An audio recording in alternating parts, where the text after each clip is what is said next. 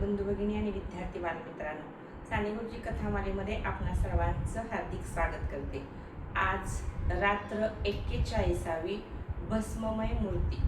श्याम कथा सांगू लागला. श्याम म्हणाला, मी शिकण्यासाठी खूप दूर होतो, त्यामुळे मला आईची सेवा करता येत नव्हती.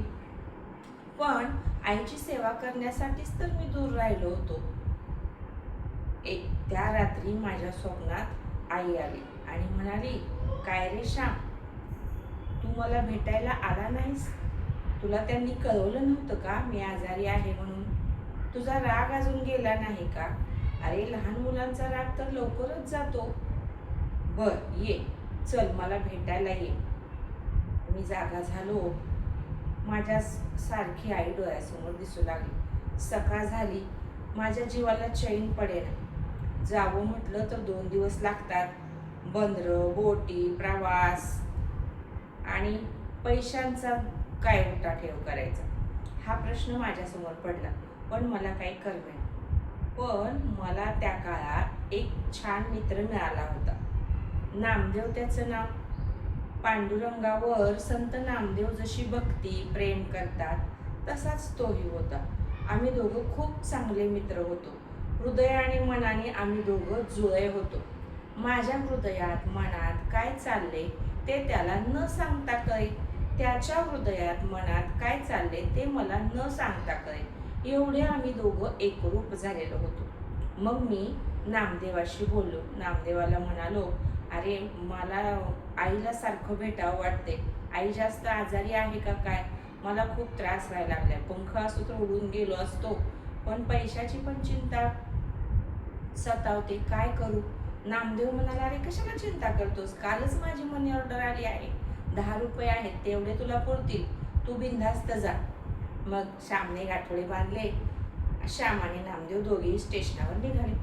नामदेव श्यामला सोडवायला आला. नामदेवाने श्यामला गाडीत बसवले. नामदेव म्हणाला, आईला माझाही नमस्कार सांग हो. गेल्यावर पोचल्यावर लगेच पत्र पाठव. काय परिस्थिती आहे मला कळव. श्याम म्हणाला, हो. गाडी सुटली. नामदेव त्याच्यापासून दूर जाऊ लागला. खिडकीतून तोंड बाहेर काढले आणि श्यामच्या डोळ्यातून आसवे गळू लागले. आईच्या असंख्य आठवणी त्याच्या डोळ्यासमोर तरळू लागल्या. प्रवास सुरू झाला. हातामध्ये रवींद्रनाथ टागोरांची गीतांजली होती. मध्येच वाचत असे, मध्येच बंद करत असे. असं करत करत तो प्रवास संपला आणि त्याला आता तो आगबोटीत बसायचे होते. मुंबईमध्ये पोहोचला. त्याला असं वाटलं गजाननाकडे जावे की काय. पण गजानन दादाकडे जर गेलो तर आगबोट चुकेल, पुन्हा काय करायचे, म्हणून भावाकडे जाणे टाळले आणि आगबोटीत बसलो. आगबोटीत बसल्यावर मध्येच मी वाचत असे, मध्येच त्या उचंबळणाऱ्या लाटाकडे पाहत असे. एक लाट दुसऱ्या लाटेला जीव देत असे, निर्माण करत असे. तसं माझ्या मनामध्ये, माझ्या हृदयामध्ये आईच्या शेकडो स्मृती जाग्या होत होत्या आणि एक स्मृती दुसऱ्या स्मृतीला जीव देत होती, दुसरी स्मृती तयार करत होती. अशा प्रकारे माझा तो प्रवास चालू होता. नंतर बोट हरणे बंदराकडे निघाली होती. हरणे बंदरावरचे दीपस्तंभ दिसू लागले. खलाशी हरणे बंदर ओरडू लागले. हरणे बंदर लोकांनी, बोटीतील लोकांनी आपल्या वळकट्या गुंडाळल्या. मीही माझे गाठोडे सावरले. पडावजवळ येऊ लागले होते.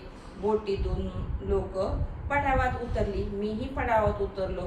पडावात उतरत असताना मला बंदरावर एक मूर्ती दिसली. त्या मूर्तीचे डोळे माझ्याकडे होते. ती मूर्ती मला पाहत होती. कोण असेल ती मूर्ती? मी पडावातून उतरल्यानंतर बंदराकडे झपाझप पावले टाकत गेलो. कोण होती ती मूर्ती? ती मूर्ती म्हणजे माझी मावशी. मावशी, तू इकडे? तू पुण्याला चाललीस काय? तिकडे सगळं बरं आहे ना? आईला बरं वाटतंय काय? मी म्हणालो. मावशीच्या डोळ्यातील गंगा जमुनांनीच मला उत्तर दिले. मावशी म्हणाली, श्याम, तुझी आई आणि माझी अक्का आपल्याला सोडून देवाघरी गेली. श्याम रडू लागला. श्याम म्हणाला, काय ग मावशी, मला साधं कळवलं सुद्धा नाहीस. मी माझ्या स्वप्नात आई आली म्हणून मी आलो.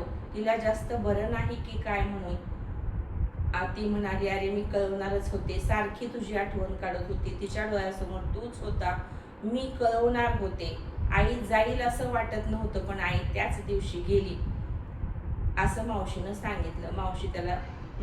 मावशी त्याला समजावत होती. श्याम म्हणाला, मी आईसाठी शिकायला बाहेर गेलो होतो. आईच्या सेवेसाठी जर शिक्षण उपयोगी पडत नसेल तर काय कामाचे ते शिक्षण? मी नाही आता शिकणार, कशाला शिकू?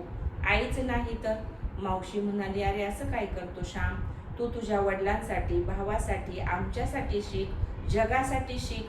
आईला जे प्रेम देणार होता ते जगाला दे. साऱ्या जगाला तू प्रेम दे. जगामध्ये ज्या दुःखी माता आहेत त्यांना तू ते प्रेम दे. मावशीने एक नवीन दृष्टी दिली.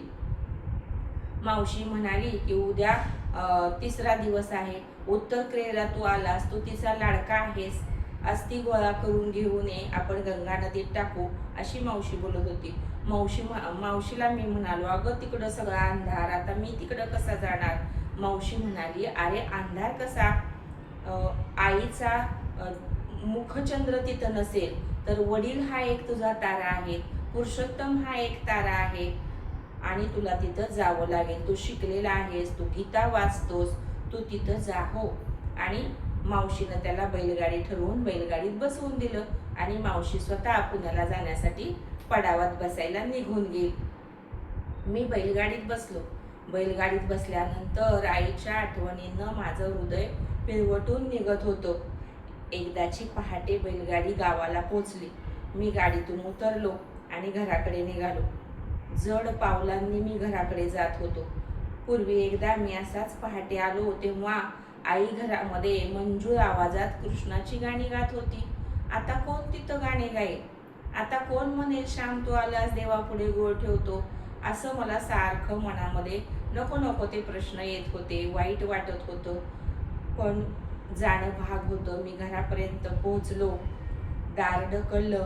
दाराला आतून कडी नव्हती. एक मिणमिणता जळत असणारा दिवा मला तिथं दिसला. वडील तरटावर बसले होते. पुरुषोत्तम झोपलेला होता. श्याम, तुला यायला 2 दिवस उशीर झाला रे. बाळा, ती आपल्याला सोडून गेली, असं वडील म्हणाले.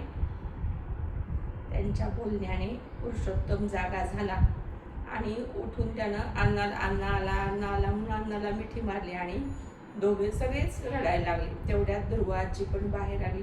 दुर्वाजी म्हणाली, श्याम आलास का? ये. कशाला रडतोस आता? रडून काय उपयोग आहे? अरे तुम्ही मोठे होईपर्यंत ती जगायला हवी होती, पण वरच्याची इच्छा. त्याला वाटलं नाही ना असू द्यावं तिला म्हणून. असू दे, रडू नको श्याम. आजीने त्याला शांत बसवलं आणि मग सकाळ झाली. 3ऱ्या दिवसासाठी ब्राह्मण माझ्याबरोबर होते. आम्ही सर्वजण आईची भस्ममय मूर्ती जिथं होती, आईला जिथं अग्नी दिला होता त्या ठिकाणी आम्ही गेलो. जसाचा तसा पवित्र देह आकृती जशीच्या तशी होती. वाऱ्याने जरा सुद्धा ती भस्ममय मूर्ती हललेली नव्हती. मी त्या भस्ममय मूर्तीला वंदन केले आणि रडू लागलो. परत भटजींनी मला शांत केले. मी त्या भस्ममय मूर्तीला हात लावला. हो, लावला हात. मी मोडली ती भस्ममय मूर्ती आणि अस्थी गोळा करायला सुरुवात केली. आईच्या अस्थी मी गोळा करत असताना त्यात मला तिच्या गळ्यातील मणी सापडले आणि ते मणी सौभाग्याचं लेणं पवित्र म्हणून असतं म्हणून चुलत्याने ते मणी घरी नेऊन त्या चुलतीच्या गळ्यात घालण्यासाठी नेले. सर्व विधी उरकून आम्ही घरी आलो. पुरुषोत्तम मला रोज एक आईचं गुरुपुराणातील एक कथा सांगू लागला. तो कथा सांगत असताना माझ्या डोळ्यातून आसवे गळत होती. शेजारच्या राधा काकू, इंदू त्याही येऊन आईच्या काही अनुभव मला सांगत होत्या. 10वा दिवस जवळ आला. आईचं पिंडदान जवळ आलं. 10व्या दिवशी पिंडदानासाठी आम्ही सगळे नदीवर गेलो. माझ्या मनात शंका होत्या. आईची इच्छा काय अपुरी आहे की काय? आई पिंडाला शिवते की काय, शिवत नाही की काय? आम्ही पिंड केली. नदीवर कावळेच नव्हते. कावळे यायचे आणि गिरट्या घालून जायचे. इकडं गेलो तिकडं गेलो, पिंड घेऊन खूप नाचलो, पण कावळ्यांनी पिंडाला स्पर्श केला नाही. जर पिंडाला स्पर्श झाला नाही तर मोक्ष मिळत नाही असं म्हणतात आणि मग दर्भाचा कावळा करून त्याला स्पर्श करायला लावतात. पण परत गावामध्ये लोकांची चर्चा होते, म्हणून मी भटजी काकांना सांगितलं, आत्ताच दर्भाचा कावळा करू नका आणि आम्ही ती पिंड घेऊन आपण घरी जाऊया आणि केळीजवळ ठेवूया. तिथं पिंडाला कावळा शिवतोय का आपण ते पाहूया. सगळ्यांनी श्यामचं म्हणणं मान्य केलं. ती पिंड घेऊन सगळेजण घरी आले आणि मग केळीच्या जवळ पिंड ठेवली. कावळा यायचा आणि गिरट्या घालायचा, पण त्या पिंडाला शिवत नव्हता. मग मी म्हटलं की अगं आई, मी बैरागी राहणार नाही, मी लग्न करीन, म्हणून मी पाया पडलो, तरीही पिंडाला कावळा शिवला नाही. मग माझे चुलते म्हटले की वहिनी, आम्ही भाऊला अंतर देणार नाही, आम्ही त्याच्यावर प्रेम करू, तरीही पिंडाला कावळा शिवला नाही. शेवटी दुर्वाजी बाहेर आली आणि दुर्वाजी म्हणाली, यमुने, मी सांभाळते ग तुझ्या पुरुषोत्तमाला, काही काळजी करू नको. असं म्हणताच कावळ्याने पटापट त्या पिंडाला शिवलं. माझ्या डोळ्यातून पाणी आलं, कारण मावशी निघून गेली होती. मावशी म्हणाली होती, मी पुरुषोत्तमाला नेईन, मी त्याला सांभाळील, पण मावशी त्याला सोडून निघून गेली होती आणि त्याची काळजी आईला वाटली, म्हणून आईनं पिंडाला स्पर्श केला नव्हता. जेव्हा आजीनं त्याची सांभाळ करते असं तिला वचन दिलं, तेव्हा आईनं त्या पिंडाला शिवलं आणि मग सगळ्यांना आम्हाला बरं वाटलं. मग माझी आई निघून गेली, माझी आई मेली, तरी तिची चिंता संपली होती का? नव्हती. तिच्या बाळांना जोपर्यंत सांभाळणारा मिळत नाही, सुख देणारा मिळत नाही, त्याच्या सगळ्या इच्छा पूर्ण होत नाही, तोपर्यंत आईची चिंता संपणार नाही. केवढं हे प्रेम! देवाने स्वतःचं प्रेम जगाला कळावं यासाठी ही छोटीशी आई आपणा सर्वांना दिलेली आहे. तिच्यातून किती प्रेम सर्व मुलांवर असतं, सर्वांवर असतं, हे आपल्याला त्यातून समजतं. जर आई जरी गेली तरी तिचं चित्त हे तिच्या पिलांजवळ असतं. तोपर्यंत तिला शांतता लाभत नाही, तिला मोक्ष मिळत नाही. त्या पिलांचं सगळं नीटनेटकं झालं, सगळं व्यवस्थित झालं की मग ती शांत होते. यातून तुम्हाला काय शिकायला मिळालं ते मला कमेंट्समधून कळवा. व्हिडिओ पूर्ण पहा. व्हिडिओ आवडल्यास लाईक, शेअर, सबस्क्राईब करा. धन्यवाद.